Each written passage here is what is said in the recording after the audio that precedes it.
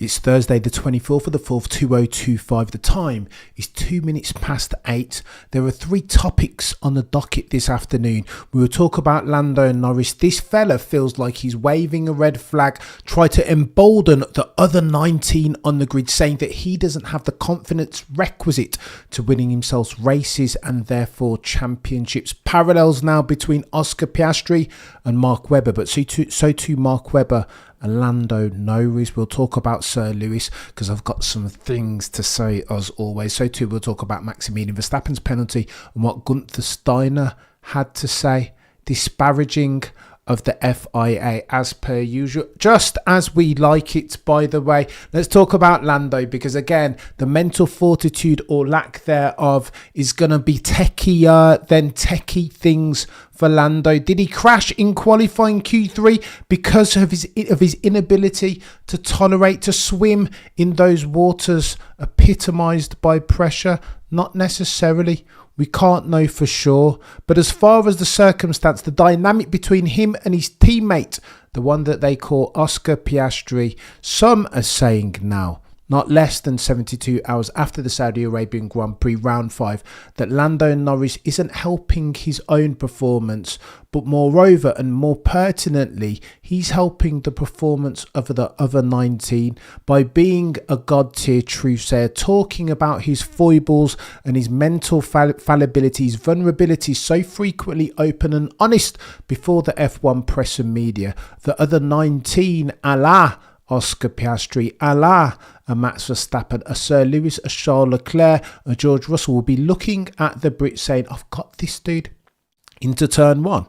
Well, I need to beat Lando. Well, he's going to back out. Why? Because he's shown himself to wither in the heat of pressure and circumstance. This is going to get techie. And again, the guys and girls over at the podcast, that is the James Allen on F1 podcast, spoke as follows. They said that there are parallels between Lando and Mark Webber, because Mark Webber, once upon a time, Oscar Piastri's now manager, he was a God-tier driver. 2012 should have been his championship, some say, but Multi21 tells you all you need to know about that dude's ability to handle pressure. There is a tax to be paid if indeed you want to win races and therefore championships. And some say that Oscar's manager, Mark Webber, wasn't keen to pay that tax.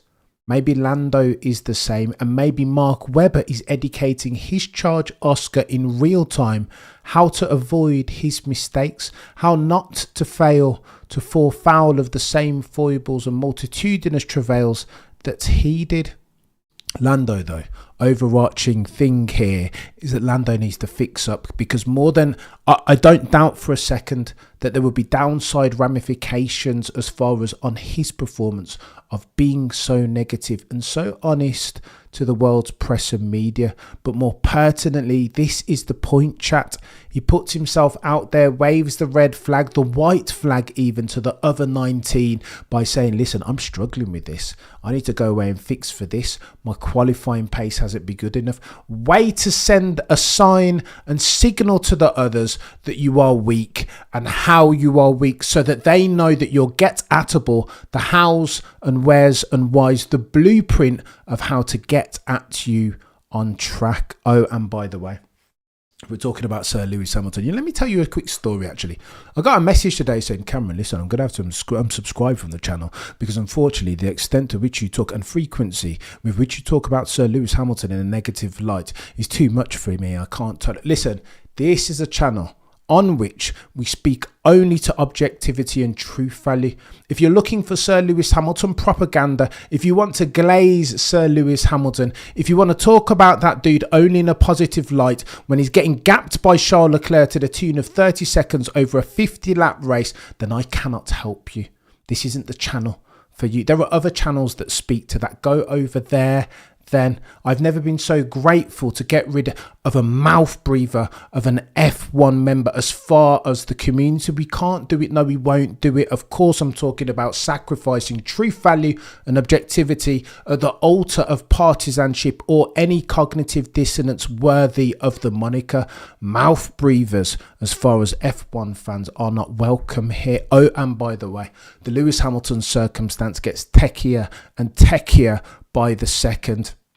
I was listening to the James Allen on F1 podcast, and in that they said that they insinuated that the China result, pole and a sprint race victory, mind, those 8 points would have been the worst thing that could have happened to Sir Lewis, because whilst the expectations are always high, record-setting engagement figures as far as his pictures in front of the F40, black pinstripe, etc., pictures of Sir Lewis for the first time in them there red overalls with a yellow badge and black prancing horse atop. All of that stuff served to do one of these to the expectations. They were already high, but then Lewis Hamilton jumps in the car and puts it on sprint pole at China and wins the sprint race, 8 points. That would have done one of these to the expectations. And so Lewis Hamilton is struggling. You'll know, you'll be aware.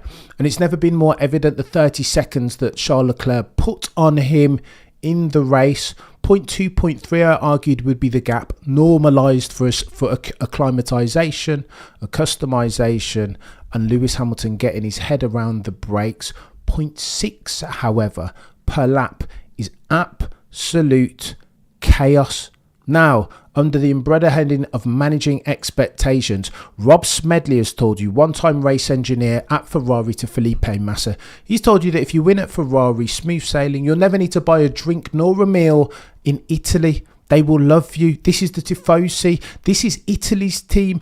Passion comes as standard, therefore. However, if you lose in perpetuity, if you make a habit out of failure, they will spit at you in the streets.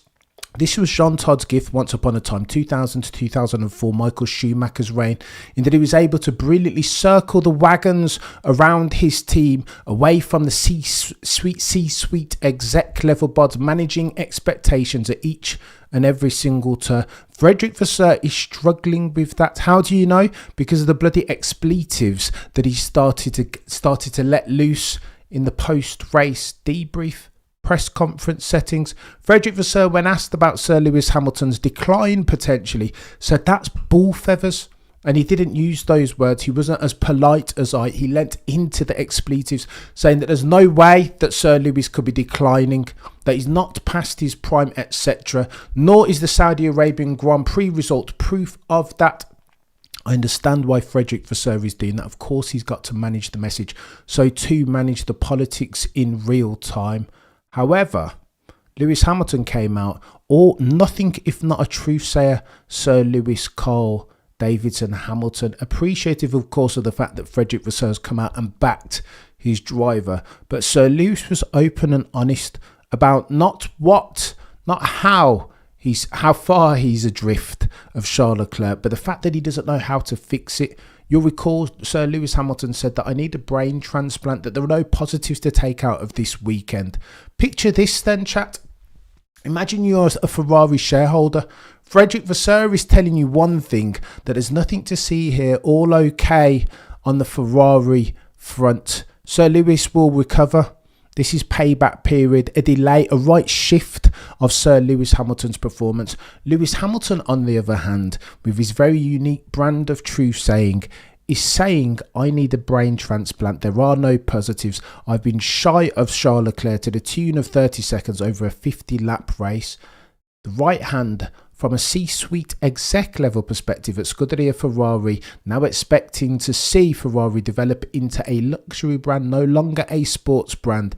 It will look like the left hand isn't talking to the right, that the messages of Frederick Vasseur, team principal of Ferrari, and Sir Lewis Hamilton are fundamentally, diametrically opposed. They are saying different things, and that's made worse, of course, if you're a shareholder. And then you see a couple of weekends ago, that share price was sat at 50. Now it's sat at 40. Scuderia Ferrari, as far as its shares, in no small part due to the socio-economic circumstance, has lost 20% over the last few weeks. What are we doing, Jack? Oh, and by the way, if we're talking about the Maximilian Verstappen penalty, it's gotten techier than techie things. The alter of a couple different bods. It was always going to be chaos. 5 seconds? Was it 5 seconds? Should it have been 10? Should it have been no penalty? Well, a couple different people have said a couple different things. First and foremost, Gary Anderson at the race has said the following. As for the controversy into the first turn, I'm with Max Verstappen on this.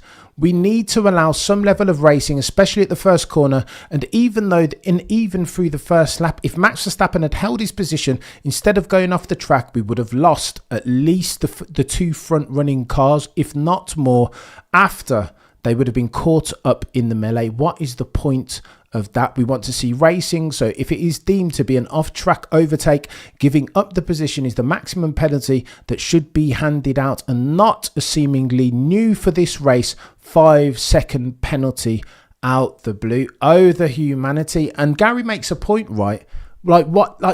They've always encouraged racing, surely. Josh Suttle, however, of the race argues the antithesis, the orthogonal point. He says this 5-second penalty was a cut and dry one for me. Piastri had the corner, made the apex without going off track, and Max Verstappen simply released the brake, cut the corner and took the race lead, and had no right to do that. I had sympathy that Red Bull couldn't really have swapped the positions under the safety car, given that the penalty was issued under the safety car. But the penalty itself was more than justified. You simply can't take the race lead like that. Piastri simply out Verstappen, and Red Bull has to accept that. That's the pertinent point, and that's the plot line that's got the narrative even that's going to keep giving that Oscar Piastri is a bit different.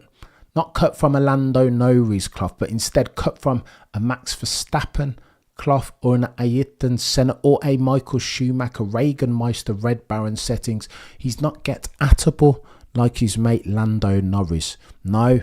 This is Fort Knox as far as the level of mental fortitude at which OJ Piastri is operating. Oh, and by the way, the legend, the man, the myth that is Guenther Steiner, he chimed in, didn't he? Here's what he had to say.